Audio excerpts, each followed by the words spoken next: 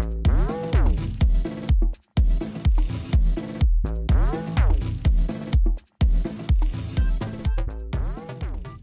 everybody! Hey, welcome to the first podcast. Yeah, of two brothers. Two brothers. I'm John. I'm Craig.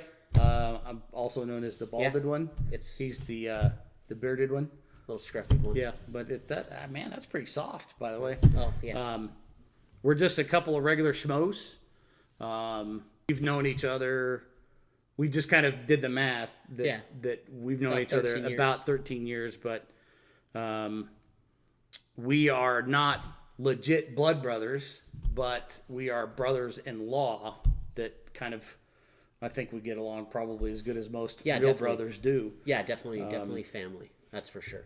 So we just kind of had this idea of sitting down and having conversations.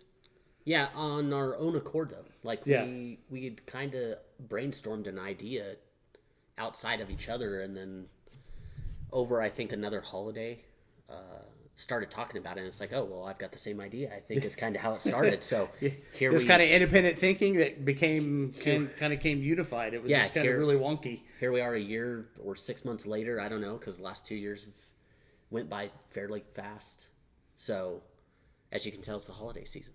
So, yeah, it's Christmas. New Year's Eve, in fact. As a matter of fact, it's New Year's Eve, and so it's just with our schedules and the fact that we live 200 miles away from one another, it's a little more difficult for us to get together. And so when we do, we always have a good time. Yep. And the conversation is always flowing because we are like-minded. Yep. But we do have kind of different opinions on some things, and opinions, backgrounds, which lead to different opinions. Right. And the key thing is that, especially in today's kind of toxic environment that a lot of this stuff is in, what's happening is people aren't willing to come to the table and have a conversation. They're more wanting to get online behind a keyboard or a mouse and the touch screen on a cell phone, and kind of spout whatever comes to their mind. And so there's just some, we've taken the personalized aspect out of things. Right. And with that, I think the ability for people to sit down and have rational conversations, I think it's really becoming a lost art form. They're staunch in their opinions on a lot of cases, but they'd rather run from actually having to sit down with somebody and having a real conversation. Right. It's being face to face with somebody is not quite the same as being behind a keyboard, because it's, you see it all the time on any of the social media platforms, whether it be TikTok or Facebook or Twitter or Instagram or any of that stuff, where somebody's out there trying to do something and be, better themselves and put themselves out there to have that risk.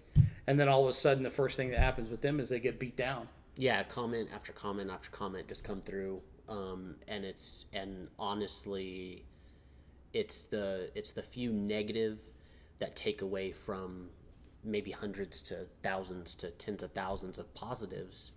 That's the society that we live in. I think that's what we take in the most, unfortunately, as human beings. Is it's very easy for us to pick on ourselves. Because we all feel bad at a certain extent, right? About certain things in ourselves. So when somebody picks that out, you're like, oh, I knew it, Right. It's they call it out, but then it gets amplified because it's on a platform that there are millions of viewers on. And so it's not like when I was a kid, right? A kid growing up, and I won't tell you how old I am, but I'm a kid of the 70s.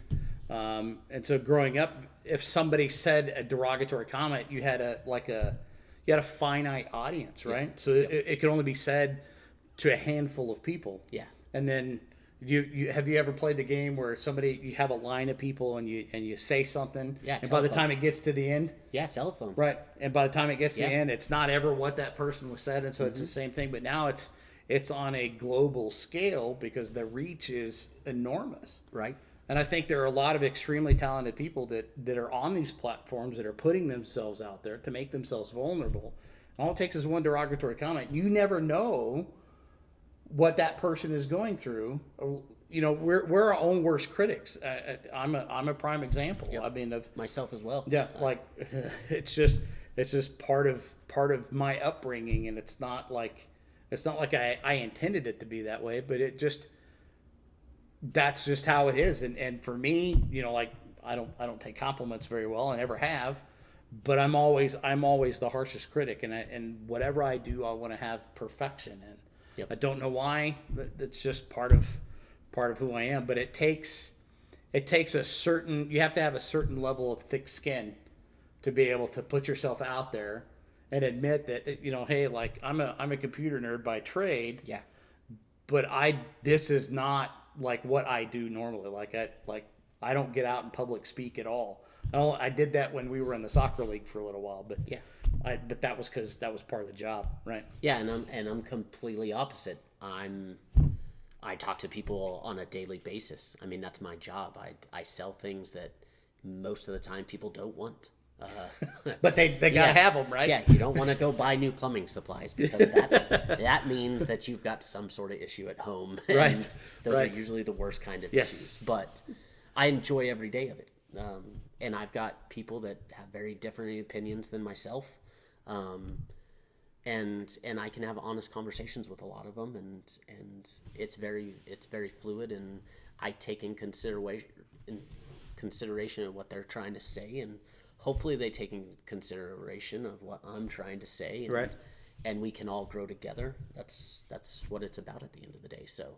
Right, because you know we talked earlier, right? Because he's been here for almost a day now, and we were talking earlier about one of the key things is you know, again, having the ability to understand and express what somebody may not have the same knowledge level of is key, because no matter what we're dealing with, somebody's probably dealing with something 10 times worse. Yep. And especially, you know, when it comes to men's mental health, right? Yep. Like we talked a little bit last night when you got here about one of the key things is that I don't feel like there's enough outlets for men to be able to, you know, if we're up against the wall and we're dealing with something, like we can't just go off and do what we need to do to relieve that stress, because Well, we feel weak. right. Because then you look down on and frowned upon, and society says that you're weak. Right. If you want to talk about those things, I think there's been some growth this year. There's been multiple pro level players in different teams that took time off, right, because they weren't right. It takes a lot to admit that. Sure.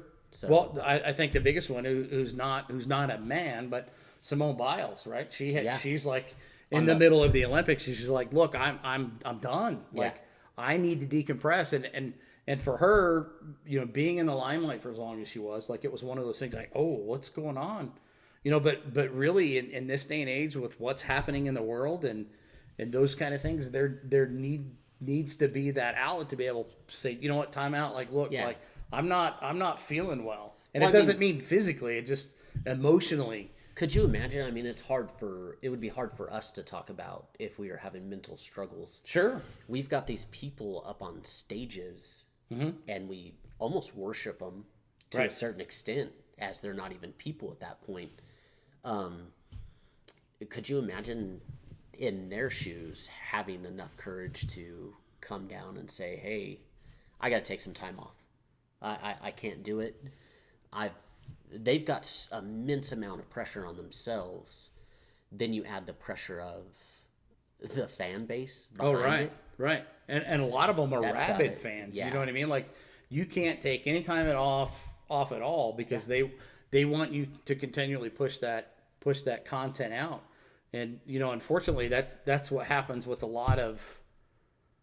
And no matter how politically correct you try to be, there's always going to be that, and I hate to use this phrase, that woke mob out there that you can't use these certain words and these certain things. Like I get the premise and the history behind that. The problem is that it becomes too nitpicky about every little single thing that you do. So you have to really be careful in broaching that platform like this. And sometimes it just gets to become too much. Well, yeah, and sometimes you have a bad day. Right. Everybody's entitled to have a bad day. That's all it amounts to. Sometimes you wake up, you didn't get that extra hour of sleep. You didn't have the right amount of coffee. You didn't have the things that you start your day off. Something just went wrong, and sometimes that's the day. It just snowballs. Right. And that's the thing is about what we talked about is that, at the end of the day, we don't get out of this alive. You just don't. No. But what you do in the meantime, you hope to leave a lasting impression, and you hope to kind of inspire somebody else to take the step forward and do the right thing. Because if you're not taught those certain things, right, like you have to figure it out on your own, and there's no manual that when you open it up and when you turn X amount of age, it says, hey, this is what you're supposed to do. Yep. That's one of the joyous things about life is you never know what tomorrow is going to bring. Exactly. Right. So it's a matter of, for some people, it's a struggle to get out of bed.